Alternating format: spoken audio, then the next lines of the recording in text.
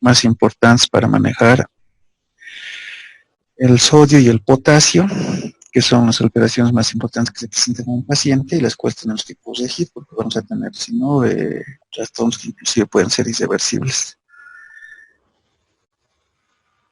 Tenemos 35 participantes.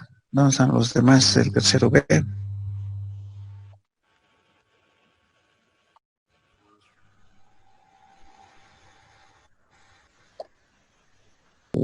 Ustedes saben, la concentración de electrolitos principalmente se debe, o mejor dicho, es dentro de los más importantes que podemos tener, el sodio, el potasio, el cloro, el calcio y el magnesio. El sodio tiene una concentración plasmática, no estamos hablando de intracelular, de 135 a 145 miliequivalentes.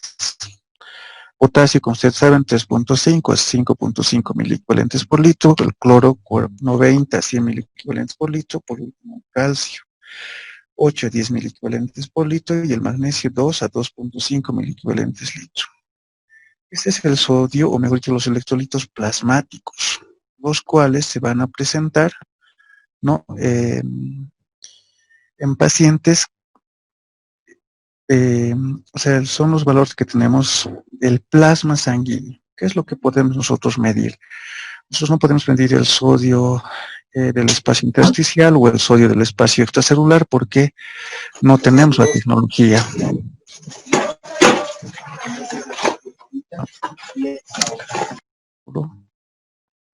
Okay. Entonces, como no tenemos la tecnología, nosotros nos basamos principalmente en los electrolitos del espacio o del líquido plasmático. Bien. Dentro de estos, como les dije, jóvenes, lo que nos interesa principalmente es los niveles de sodio y los niveles de potasio. Entonces aquí, ¿no? Pueden tener un poquito de lo que es el tratamiento en base a la administración de líquidos, ¿no? Y cómo nosotros tenemos que hacer que el paciente reciba exactamente lo que elimina en 24 horas. Es parte de lo que también Guyton nos muestra, ¿no?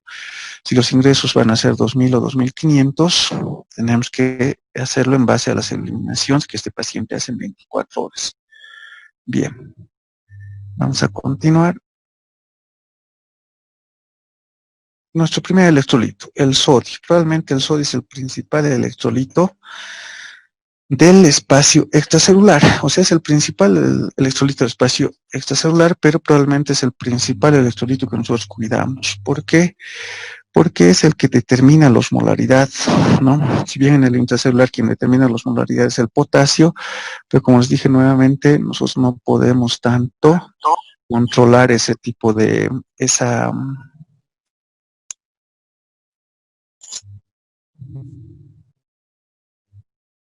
Por favor, apaguen sus micrófonos. Ya, no podemos controlar tanto ese tipo de alteración, mientras que del sodio, sí, por ser el principal electrolito del espacio plasmático, entonces nosotros principalmente verificamos los niveles de sodio. Es el responsable de la osmolaridad, como les dije, 90 a 95% de la osmolaridad está determinada por el sodio, como hemos llevado la fórmula anteriormente, ¿se acuerdan? Osmolaridad es igual a 2 veces sodio más glucosa dividido entre 18 más urea dividido entre 6. Y me tienen que dar valores en aproximadamente 275 a 295 miliosmoles por litro, ¿no? La cantidad de sodio corporal es de 135 a de 145 miliequivalentes litro, es un catión, por lo que tiene una carga eléctrica positiva, ¿no? Y es el principal elemento de la osmolaridad. También participa en múltiples funciones, por ejemplo, en la despolarización de las células, principalmente a nivel neuronal, ¿no? Produciendo una activación de las neuronas o también en las células miocárdicas produciendo una contracción de estas, ¿no? Es así que cuando nosotros bloqueamos el sodio o el ingreso de sodio a diversos tipos de células, utilizando, por ejemplo, los anestésicos locales, ¿no? ¿Qué anestésicos locales conocen? Lidocaína, bupivacaína,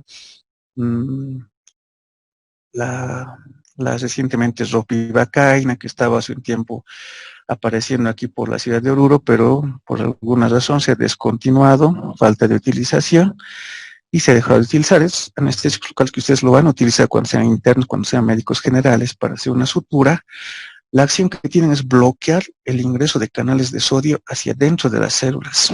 Y al hacer esto, jóvenes, lo que hacen obviamente es evitar una despolarización, dejan a la célula polarizada o en estado de reposo. Y en ese sentido, entonces, estos anestésicos locales, ¿no? Del tipo de las derivados de la cocaína, tienen esa acción y es por eso que la cocaína también tiene esa acción.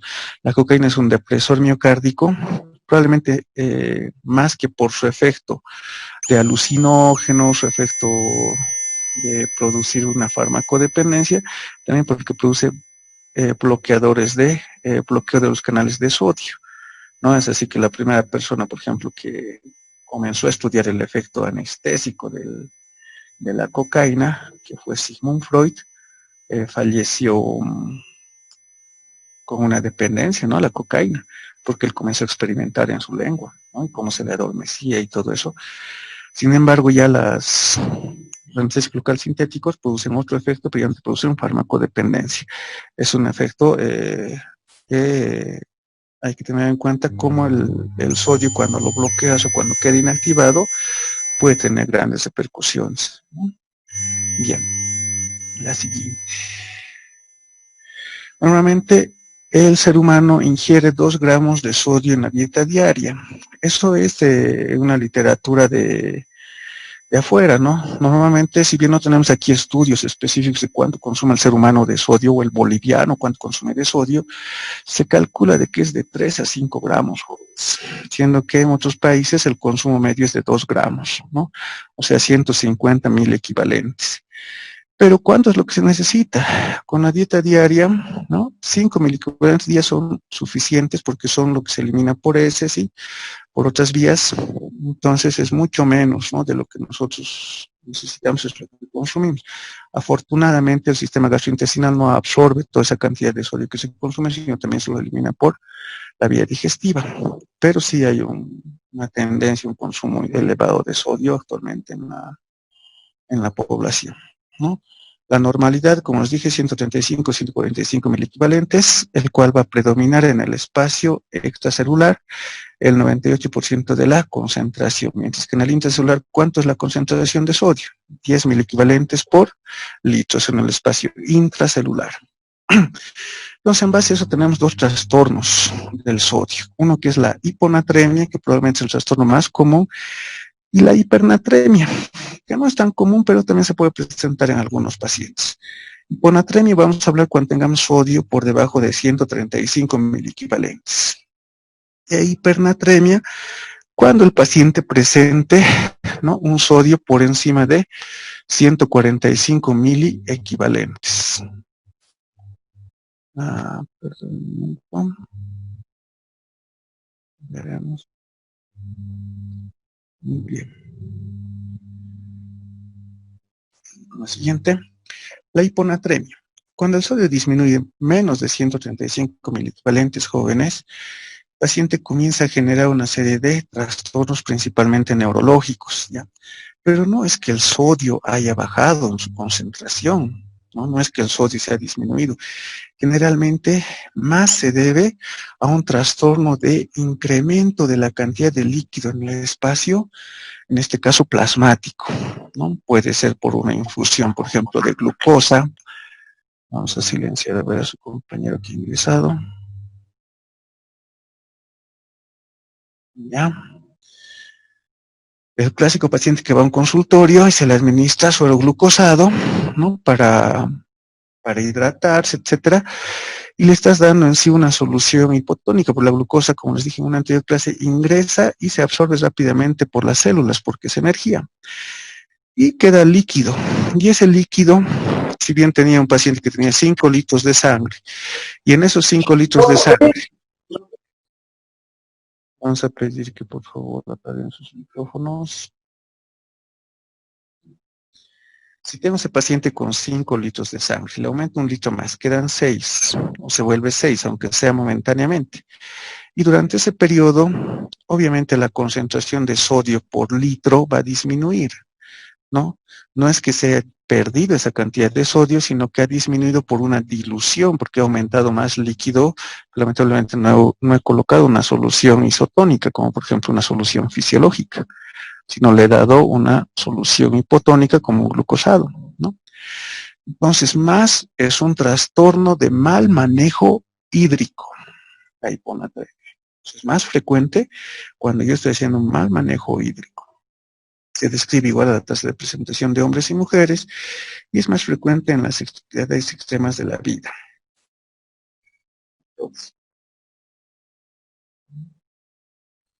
Los mecanismos posibles, ¿por qué causa se va a producir una hiponatremia?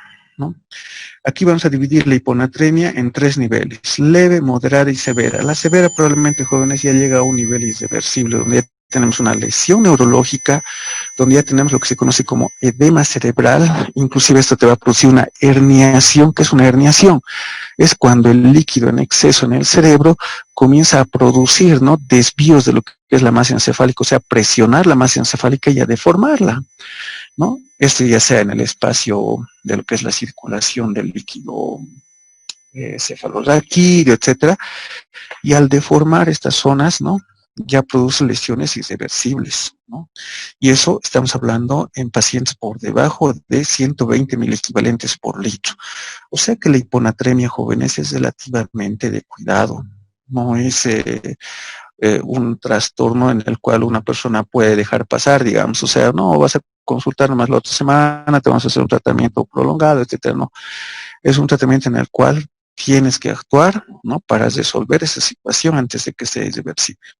Entonces ahí pueden ver en el cuadro de azul, ¿no?, los 3 niveles que también es pregunta de examen de hiponatremia según la gravedad, leve, moderado y grave, ¿no?, o leve, moderado y severo, como está en la diapositiva. Las causas: primero, ingestión deficiente de sodio o ingestión de alimentos hipotónicos, ¿no? Generalmente esto no es tan, no es tan común, ¿no?, pero se presenta en pacientes psiquiátricos, los cuales tienen una tendencia a consumir grandes cantidades de agua, pero no lo equilibran con un consumo de algunos electrolitos como sodio. Entonces son generalmente en pacientes psiquiátricos. Aquellos que se llama, aquellos que presentan, ¿no?, algún tipo de polidipsia. Excesiva pérdida de sodio.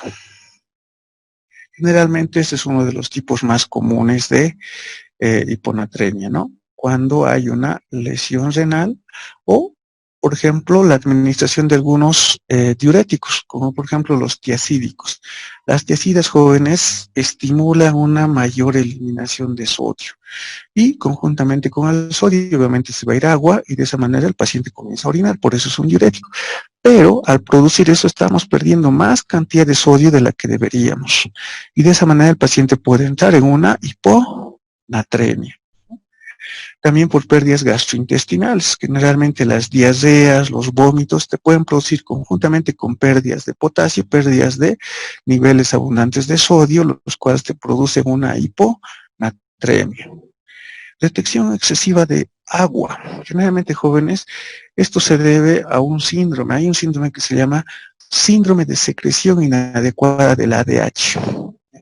Este síndrome se presenta en pacientes que tienen tumores en la cabeza, algún tipo de cáncer o cáncer pulmonar. ¿Por qué el cáncer pulmonar? Al haber un cáncer generalmente a nivel bronquial, lo que produce es un incremento en la estimulación de secreción de hormona ADH. Entonces, ¿qué hace la hormona ADH? Se dirige al riñón y comienza a retener comienza a retener la cantidad de orina eliminada. Nuevamente, por favor, jóvenes, mantenemos apagados los micrófonos. Entonces, la ADH lo que hace es incrementar la ganancia de agua que se iba a perder por la vía renal, pero le intentas detener. Y esta agua, al llegar nuevamente a la circulación sanguínea, al plasma, comienza a diluir el sodio. Entonces, como estamos echando más agua a la circulación plasmática, el sodio se va a diluir produciendo una hiponatremia, ¿no? Entonces, generalmente en este síndrome de secreción inapropiada de ADH. Y hay otra hormona que también se secreta, que es el péptido natriurético, ¿no? Y al secretarse el péptido natriurético, su nombre mismo lo dice, natriurético, favorece la eliminación tanto de orina como la pérdida de sodio. Es prácticamente un efecto similar al administrar a un paciente diuréticos tiacídicos, ¿ya? Como les dije hace un momento, el diurético tiacídico favorece la eliminación de sodio y conjuntamente con agua. El péptido natriurético más o menos hace igual, favorece la eliminación de sodio conjuntamente con agua y obviamente al perder esa cantidad de sodio el paciente entra en una hiponatremia, ¿no? Generalmente son trastornos poco comunes pero que se pueden presentar. Así. Entonces, alteración de la expresión de sodio. Generalmente, cuando hay una disminución del líquido extracelular, ¿no?, producida por una pérdida renal de sodio, es que generalmente le van a producir los diuréticos, la diuresis osmótica, ¿no?, como la glucosa, el mannitol. Generalmente jóvenes, cuando hay, por ejemplo, un paciente con diabetes, ¿no?, en estos casos, la diabetes comienza a producir hiperglicemia. El paciente, al tener hiperglicemia, aumenta su osmolaridad. Y al aumentar esta osmolaridad, entonces, el paciente intenta eliminar esa cantidad de electrolitos. Pero lamentablemente no solamente va a eliminar glucosa, sino también va a eliminar sodio para intentar liberarse de esa ósmosis, de ese incremento de ósmosis. O sea, el organismo no se da cuenta que quien se ha elevado en solutos es la glucosa en el paciente diabético, ¿no? Entonces, la osmolaridad que tenía que estar en 290 como punto medio, vamos a suponer que estuviera a 300, producto de una hiperglicemia, ¿no? Y el organismo por vías renales entonces comienza a eliminar los electrolitos, urea, glucosa y también sodio. El sodio estaba normal, pero como comienza a ser eliminado de forma un poco más excesiva, el paciente comienza a entrar en una hiponatremia. Causa la diabetes, ¿no?, que tenía ese paciente, o un proceso de hiperglicemia producto de una patología diabética. La insuficiencia adrenal, esto principalmente es relacionado con las catecolaminas, ¿no? Las catecolaminas, jóvenes, favorecen lo que es la eliminación, ¿no?, de sodio y la regulación del sodio. Cuando estas catecolaminas se hallan en falta o se hallan en disminución, obviamente hay una desregulación de los niveles de sodio. Eso serían las pérdidas renales de sodio. Las pérdidas que no son por vía renal, que el paciente pueda perder, son diarreas por vía gastrointestinal y vómitos. Las pérdidas sanguíneas son principalmente debidas a una hemorragia, que obviamente van a hacer que el paciente también pierda sodio conjuntamente con células, glóbulos rojos, etc. La sudoración excesiva y el tercer espacio. El tercer espacio generalmente se debe a lo que es una pérdida de sodio por, ¿no?, alteraciones como obstrucción intestinal, quemaduras, traumas musculares, peritonitis, etcétera, que hacen que generalmente estos, si se dan cuenta, más se deben a una pérdida hacia el espacio intersticial. Entonces el sodio pasa ese espacio intersticial, ya sea por una quemadura, etcétera, y comienza a disminuir en el espacio plasmático. Es el espacio donde yo estoy estudiando. Como les dije, el espacio intracelular y el espacio intersticial yo no los puedo medir. Correctamente no se puede. Sí podemos medir cuánto es mi sodio en sangre. O sea, y la sangre es el espacio plasmático, ¿no? Bien. Causas del incremento del líquido extracelular, ¿no? La insuficiencia cardíaca congestiva, la cirrosis, síndrome nefrótico, falla renal. Entonces, por ejemplo, en la insuficiencia cardíaca congestiva, el corazón no puede ya contraerse, entonces la sangre va hacia atrás. Al ir hacia atrás la sangre, ¿no?, comienza a perder líquido hacia el espacio extracelular, por ejemplo, en los pulmones, en los pies, en el peritoneo, porque la sangre no consigue circular adecuadamente. Entonces, el líquido comienza a extravasar hacia los capilares, hacia el espacio extracelular, produciendo un edema. Y al pasar el líquido a ese espacio, también va a pasar, ¿no?, moléculas de sodio, disminuyendo la concentración de sodio en el espacio plasmático. Los pacientes con cirrosis, con patologías nefróticas, falla renal, inclusive el paciente con embarazo también puede producir, ¿no?, incremento del líquido extracelular y por ende produce una dilución, ¿no?, de esa cantidad de líquido, por ende producir una disminución del sodio. Entonces, jóvenes, a ver, aquí vamos a dividir la hiponatremia en 3 tipos de hiponatremia. Hipovolémica, cuando hay bajo volumen sanguíneo; normovolémica, cuando el volumen sanguíneo es normal; e hipervolémica, cuando hay un exceso de volumen sanguíneo. Lo que acontecía hace un momento les dije en la síndrome nefrótico, en la falla cardíaca, en la cirrosis. La hipovolémica, jóvenes, ¿no?, se divide en 2 tipos.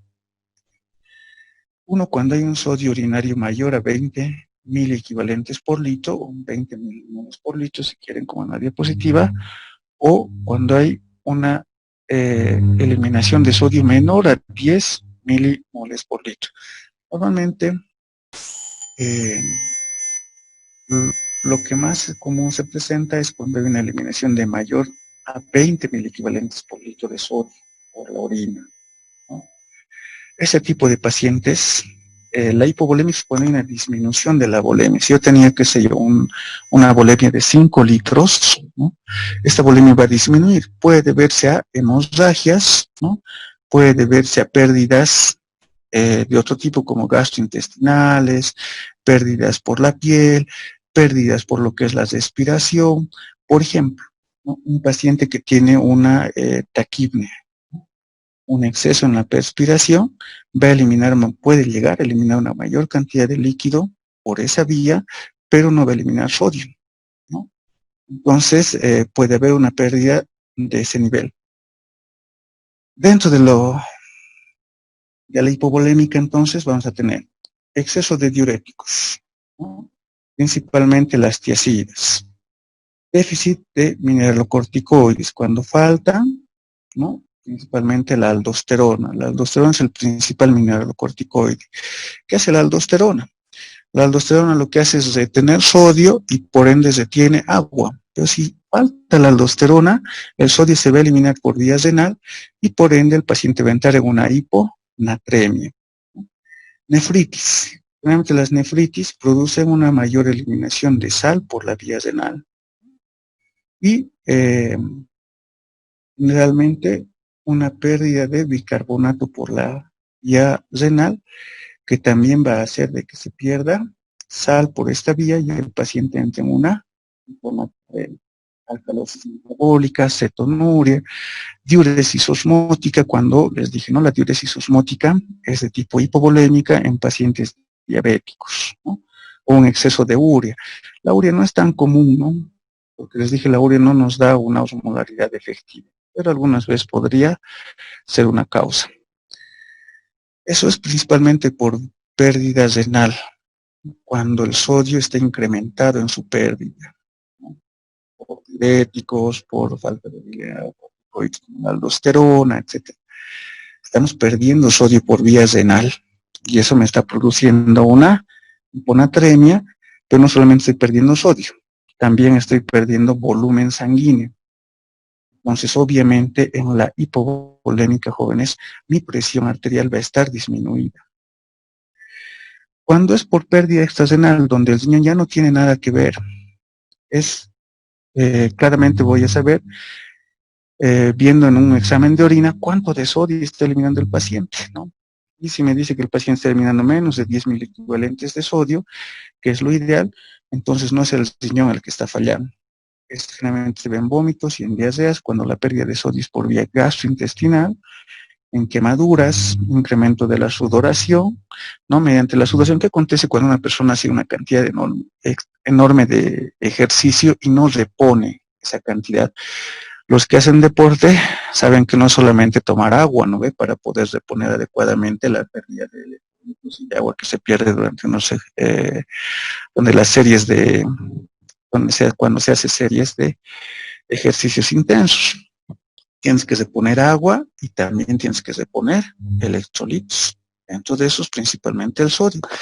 Es porque cuando la persona transpira o suda, elimina tanto el sodio, tanto una cantidad de agua. ¿Ya? Entonces el organismo intenta reponer esa cantidad de sudor hacia las glándulas sudoríparas, agarrando el sodio que se encuentra en el espacio intraplasmático. De esa manera, ese sodio que estaba en 135 miliequivalentes, si yo le voy quitando para ir llenando las glándulas sudoríparas que ya están vacías, obviamente va a perder su nivel, va a disminuir en su nivel, y de esa manera el paciente va a entrar en una hiponatremia.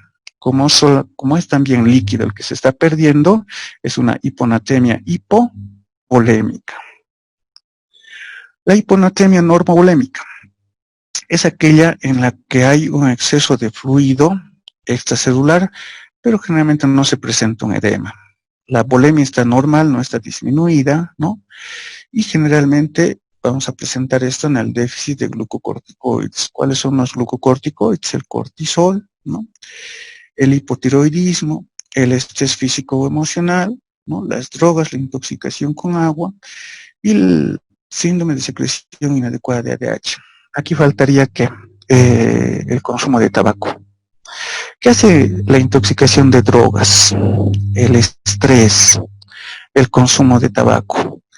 Incrementan la secreción de hormona ADH. Y esta hormona ADH lo que produce es una mayor eliminación de, ¿qué se llama? Una retención de líquido. Entonces el paciente ya no va a perder líquido, por eso la volemia está normal, pero ese líquido al ingresar nuevamente al espacio plasmático, lo que va a producir es una hiponatremia. Entonces el volumen está normal, porque no estoy perdiendo volumen, pero estoy diluyendo más ese sodio que está en el espacio plasmático, estoy produciendo una hiponatremia normovolémica. ¿Ok? Entonces el estrés físico también te produce ese mismo efecto, ¿no? Y el hipotiroidismo, en el hipotiroidismo generalmente tengo una disminución de hormonas T3 y T4 y al haber esta disminución se disminuye el metabolismo y al haber una disminución del metabolismo de la misma manera, ¿no? Hay una menor eliminación de agua, por ende una mayor circulación de líquido en el espacio intraplasmático y por ende va a haber una dilución del sodio. Por último tenemos la hiponatremia hipervolémica, cuando hay un exceso de líquido en el espacio plasmático. La primera causa es el fallo renal, la causa renal, ¿no? Cuando hay una falla en la secreción de orina. Generalmente puede ser agudo o crónico, ¿no? Lo más común es el agudo, en donde el paciente ya no puede eliminar líquido. Ese líquido en exceso que tenía que ser normalmente,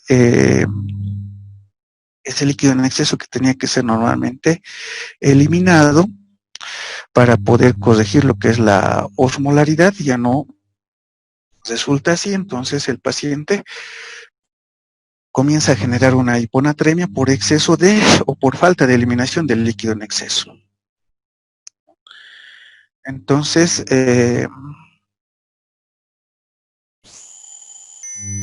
esa sería una causa en cuanto a la falla renal.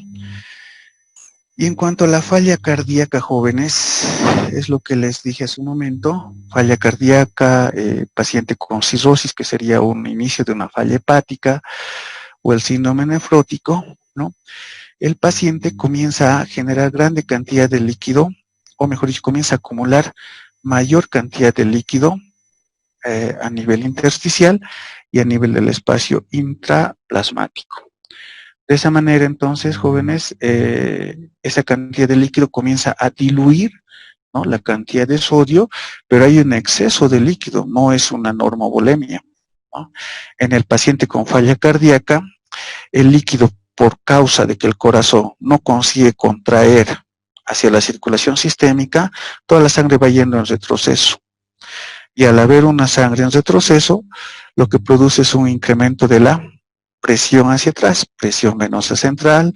Por ende, ese líquido o esta sangre estancada lo que va a hacer es producir, ¿no?, un pasaje de líquido hacia los espacios intersticiales y una generación de edema, ¿no?, y lo cual va a diluir más ese sodio. Y a nivel cerebral lo que va a producir es un edema cerebral, que es una complicación bastante grave, que, como les dije, culmina con una herniación cerebral y al final producir una lesión neurológica grave. El tratamiento de la hiponatremia, generalmente, cuando es por debajo de 120 miliequivalentes, ya es una hiponatremia grave, ¿no?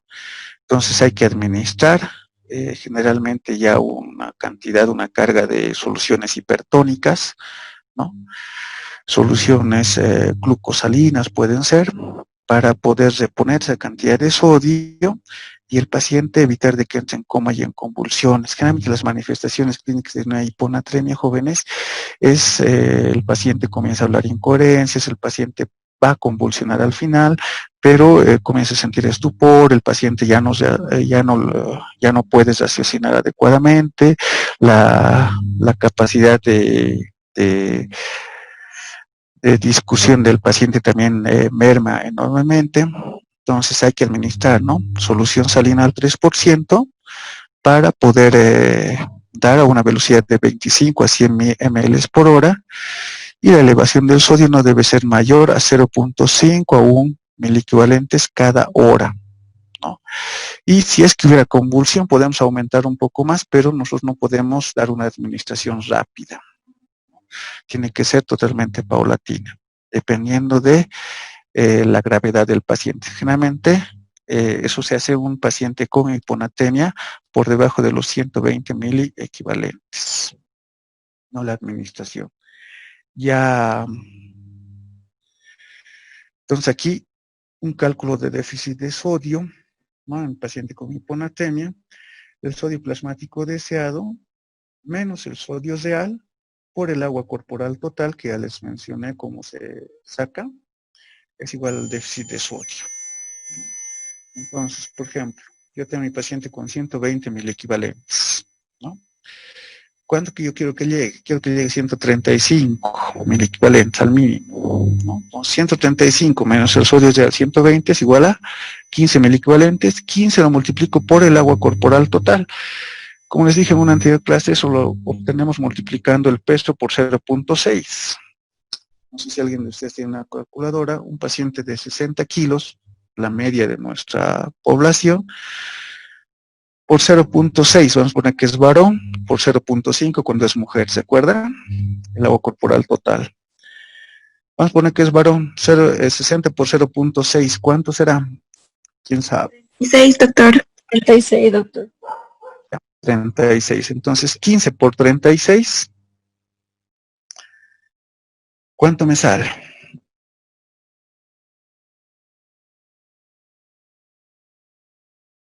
500. 540. Pues bien, esos 540 es la cantidad de miliequivalentes que yo tendría que administrarle a mi paciente, ¿no?, de sodio. Ojo, esto cuando el paciente está por debajo de 120 miliequivalentes, ¿no?, en niveles, porque ese es un nivel peligroso, como les dije, ¿no? Entonces, elevar 8 miliequivalentes por litro por día.